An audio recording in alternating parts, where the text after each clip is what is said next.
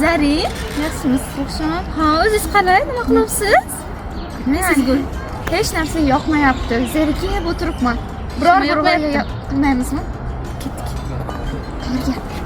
Yuring, ko'rsataman. Tayyormisiz? Tayyorman.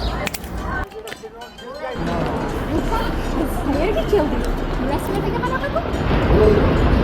O'ylashimcha ertaga 21-oktyabr o'zbek tiliga davlat tili maqomi berilgan. Albatta Zarina.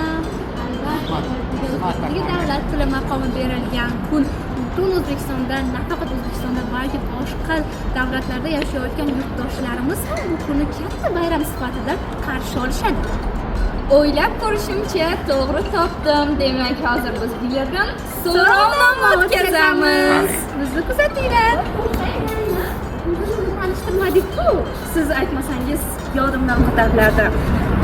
Demak, sizlar bilan filologiya fakulteti jurnalistika yo'nalishi talabalari Ruxshona Rajabova hamda Zarina Jumayeva kadr ortida bizni qo'llab-quvvatlab o'tirgan Safar va Mubashshira. Assalomu alaykum. Siz ustoz. Bezovtachilik uzr. O'zbek tilini bir so'z bilan ta'riflab bering. Bittasiz. Faqat bitta. Endi o'zbek tili boy tili, bizning g'ururimiz, faxrimiz, iftixorimizdir. Assalomu alaykum ustoz. Sizga tilimizni bir so'z bilan ifodalang. Shon sharaf. Xo'sh, Zarina, qanday kayfiyatingiz ko'tarildimi? Ruxshona, bilasizmi, fakultetni kayfiyatini ko'rib, mening ham kayfiyatim ko'tarilib ketdi. Ajoyib, unda biz davom etamiz. Azizlar, bizda kulminatsion sahnalar davom etadi. 1, 2, 3.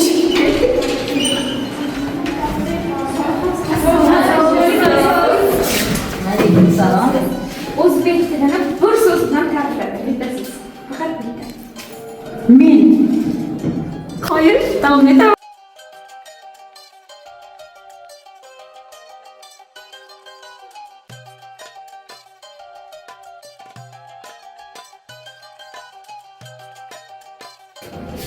Ruxshona, to'satdan kirib insonlardan so'rovnoma olayotganimiz sizga yoqyaptimi? Albatta.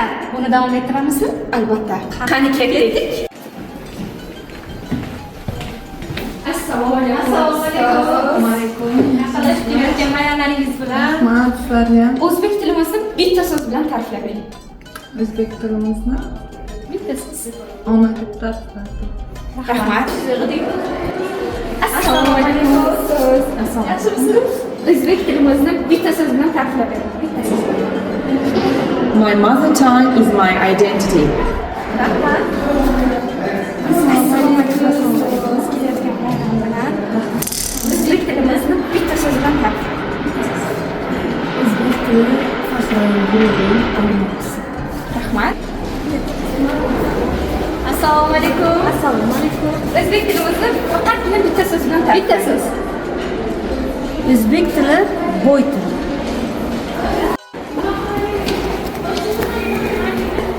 Assalomu alaykum. O'zbek tilimizni bitta so'z bilan ta'riflab bering. Faqat bitta. O'zbek tili yashasa millat yashar. Rahmat. Xo'sh, Zarina, talabalar tilga ham qiziqamizmi? Albatta, bu juda ham muhim. Qani ketdik. Assalomu alaykum. O'zbek tilimizni bir so'z bilan ta'riflang. O'zbek tili bu mening orim, faxrim. Rahmat. Usmon Ahmad, o'zbek tilini bir so'z bilan ta'riflab bering. Gapiraman.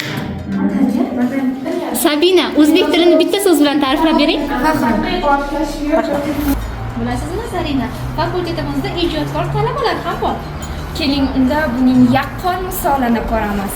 Qani, ketdik. Assalomu alaykum. Ona tilimizni bir so'z bilan ta'riflab bering. Agarda ijozat bersangiz, men ona tilimizni bir so'z bilan emas, balki 4 misra ila ifoda etsin. Marhamat. Kelib ketdi necha dunyolar. Kuldi hayot, yig'ladi o'lim.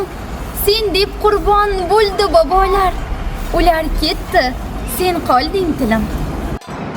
Endi qayerga boramiz, Zarina? Ruxshona, endi Buxoro davlat universiteti tomon yo'l olamiz. Qani ketdik?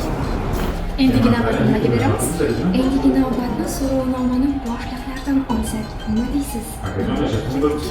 Tayyormisiz? Tayyorman. Qani ketdik. Menimcha kimdir bor. Assalomu alaykum. Assalom. Kelinglar. Kelayotgan saylovlaringiz bilan Rahmat, o'zlaringizga ham muborak bo'lsin. rahmat. O'zbek tilimizni bir so'z bilan ta'riflaylik. Bitta. O'zbek tili faxrim, g'ururim. Rahmat. O'zbek tili faxrim, g'ururim. Haqiqatda ham ona tili bu insonni joni, g'ururi, nomusi, ori hisoblanadi. Men Xo'rodalat universiteti yoshlarni ma'naviy yuksalishi qiymatlash departamenti boshlig'i Aziz Begamonov.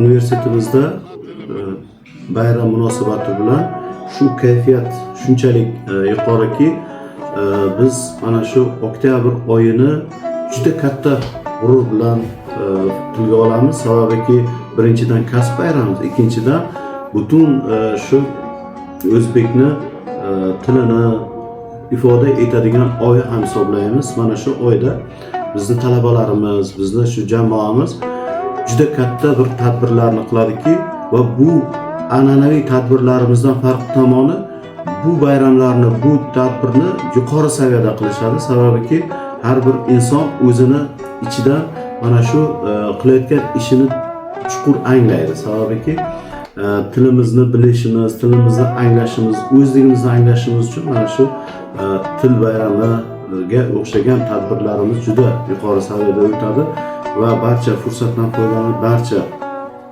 jamoamiz, xususan yoshlarimizni mana shu o'zbek tilini targ'ibotchisi bo'lishga va mana shu o'zbek tilini nafaqat mana ijtimoiy tarmoqlarda ham kuzatamiz, dunyoning turli mintaqalarida mana shu sana munosabati bilan o'zbek tilida boshqa tilda gaplashadigan boshqa millat vakillarini gapirayotganini ko'rib, eshitib biz quvonamiz va biz yoshlarimizni shunga chorlaymizki, faol targ'ibotchi bo'lishga, mana shu o'zbek tilini to'liq bilishga, barchani birdek chorlab qolishga, faol bo'lishni va mana shu tashabbuskori bo'lishni ularga qarata aytamiz. Xo'p, Zarina, taassurotlar qanday? Kayfiyatingiz ko'tarildimi? Asosiysi shundan gapiring. Kayfiyatimga keladigan bo'lsak, kayfiyatim juda ham ko'tarildi. Endi taassurotlarga keladigan bo'lsak, talabalarni, ustozlarni bergan intervyulardan taassurotlarim yanada ko'tarildi. Va albatta hurmatli ustozlarimiz va talabalarni o'zbek tiliga davlat tili maqomi berilgan kun bilan Chin yurakdan muborakbod etamiz. barchamizga bayram muborak.